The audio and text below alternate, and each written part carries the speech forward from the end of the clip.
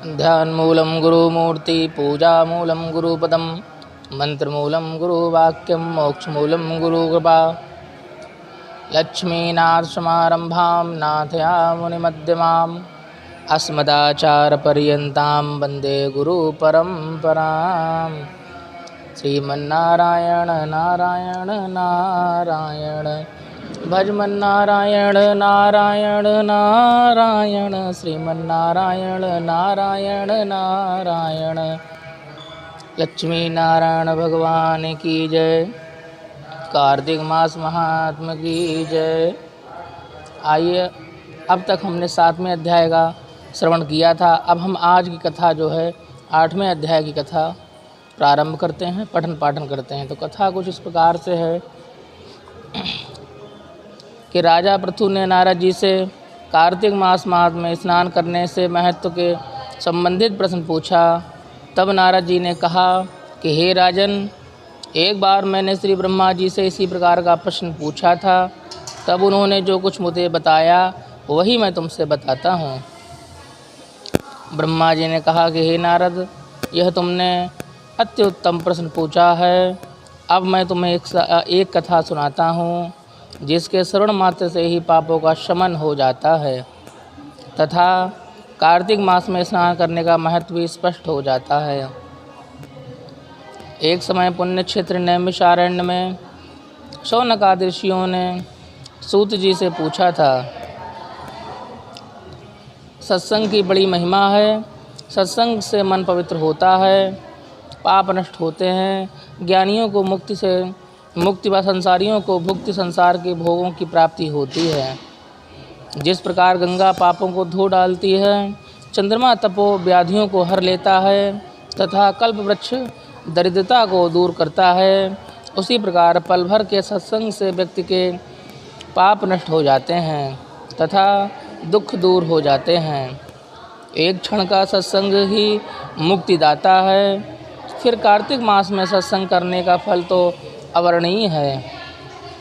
हे ऋषियों, कार्तिक मास में स्नान करने की बड़ी ही महिमा है।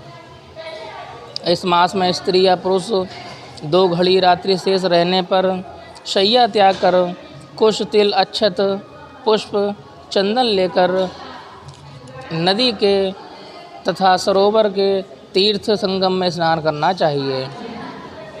इतना न संभव हो तो घर में ही स्नान करना उत्तम रहता है। घर के स्नान से 10 गुना अधिक फल सरोवर में स्नान करने से मिलता है। इसी तरह सरोवर में स्नान करने से 10 गुना अधिक फल नदी में स्नान करने से मिलता है। नदी में स्नान करने से 10 गुना अधिक फल संगम स्नान करने से मिलता है। इससे भी 10 गुना अधिक फल तीर्थ स्नान में मिलता है। स्नानोपरांत भगवान विष्णु को अर्घ्य अर्पण करके इस प्रकार प्रार्थना करनी चाहिए कि हे नारायण, आपको बारंबार नमस्कार है, आप मेरे इस अर्घ्य को स्वीकार करें। आप जल में वास करते हैं और जल ही जीवन है। हे प्रभु, आपके पावन नाम का स्मरण करके मैंने कार्तिक स्नान किया है। हे नाथ, आप मेरे अपराधों को क्षमा करके मुझे धन धान से परिपूर्ण करें। इतनी कथा सुनाने के बाद ब्रह्मा जी ने कहा कि हे नारद, श्रद्धा भाव से पूजन या स्मरण करने वाले श्री विष्णु सदैव प्रसन्न रहते हैं। अतः इस मास में भगवान विष्णु का पुण्य स्मरण करना चाहिए।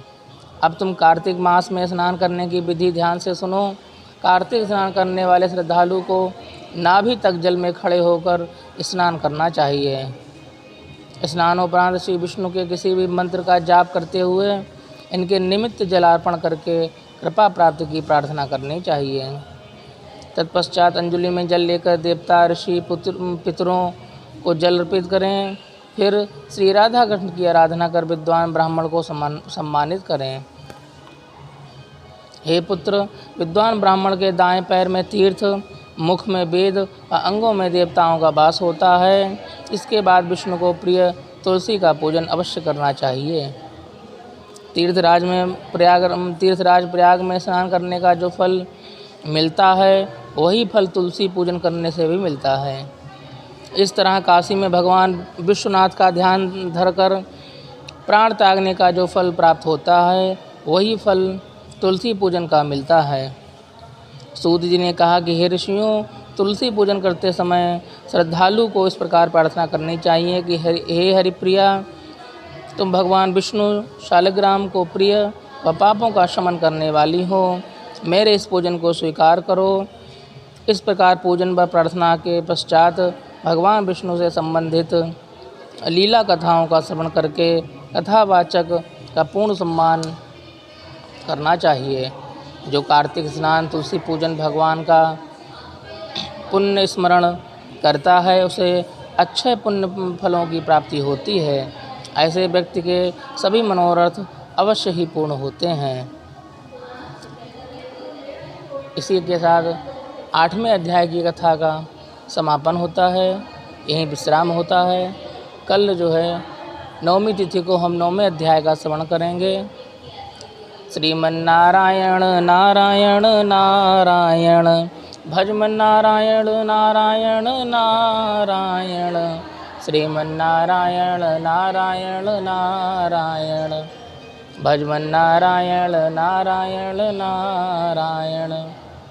वृंदावन बिहारी लाल की जय। लक्ष्मी नारायण भगवान की जय। कार्तिक मास महात्म की जय।